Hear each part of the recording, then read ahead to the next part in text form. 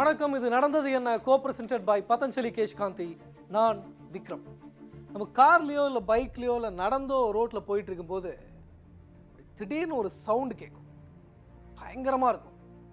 அப்போ நம்மளுடைய இருதயம் ஒரு நொடி அப்படியே நின்று மறுபடியும் துடிக்கும். என்னடான்னு திரும்பி பார்த்தா அத்தனை வாகனத்துக்கு நடுவுலையும் அப்படி சரு சரு சருன்னு பூந்து ஒரு பைக் போயிட்டு இருக்கும். இன்டர்நெட்டில் எதேச்சியாக வீடியோக்கள் பார்த்தபோது தான் இந்த வீடியோ கண்ணில் பட்டது. ஒரு குழந்தை அம்மா அப்பாவோட பைக்கில் வர காட்சி. நார்மலாக நாம் சாலைகளில் பார்க்குறது தான். அழகான அந்த குடும்பம் சில நொடிகளில் சின்ன பின்னமாகி போனது.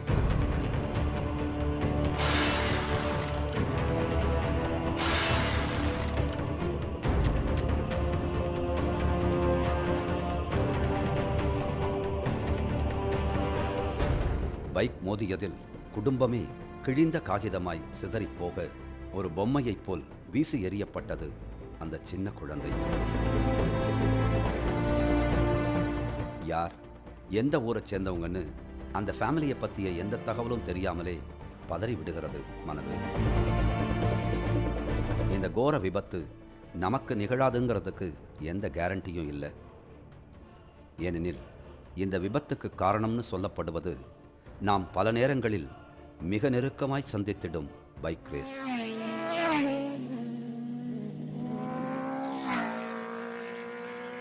இப்போ 2 பேர் நாங்கள் ஓட்டணும் அப்படின்னு சொல்லும் போது எந்த பிரச்சனையும் இருக்காது. இதில் நடுவில் வந்து பப்ளிக் வருவாங்க, பப்ளிக்கை இடிப்போம்.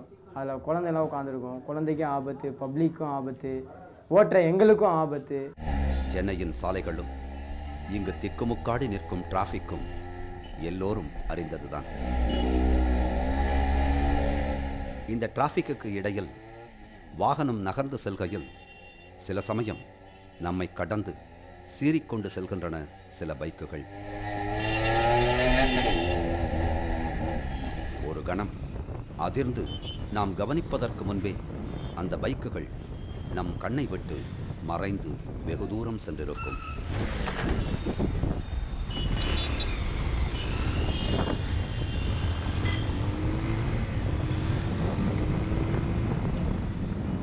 அப்படி சீறிக்கொண்டு வந்த ஒரு பைக் தான் அந்த குடும்பத்தை குற்றுயிராக்கி சிதைத்து போட்டிருக்கிறது. காவல்துறையின் கெடுபிடிகள் அதிகமாய் இருந்தபோதும் இன்று சென்னை தொடங்கி தமிழகத்தின் பல இடங்களில் அதிகரித்திருக்கிறது இந்த ஸ்ட்ரீட் ரேஸ். எங்கு நடக்கிறது, எப்படி நடக்கிறது ஸ்ட்ரீட் ரேஸ்? எக்ஸ்க்ளூசிவ் பார்வையுடன் இன்றைய நடந்தது என்ன? சென்னை பைக்குகள் நிறைந்த நகரம். இயந்திர மிருகமாய் எங்கும் குவிந்து கிடக்கின்றன பைக்குகள்.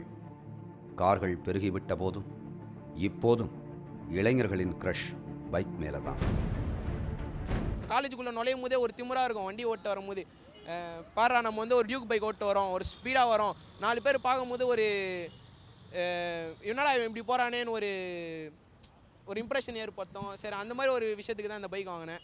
ரசனையை மேலும் மேலும் தீவிரப்படுத்துகிறது தினம் தினம் மாறிக்கொண்டே இருக்கும் நியூ மாடல் பைக்குகள்.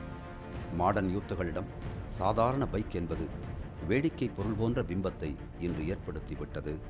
நம்மளுக்கு வந்து 150cc மினிமமாக இருக்கணும். ஏன்னா ஒரு கெத்தாக இருக்கும் இல்லையா, அப்போ தான் நல்லாயிருக்கும் பைக்னா.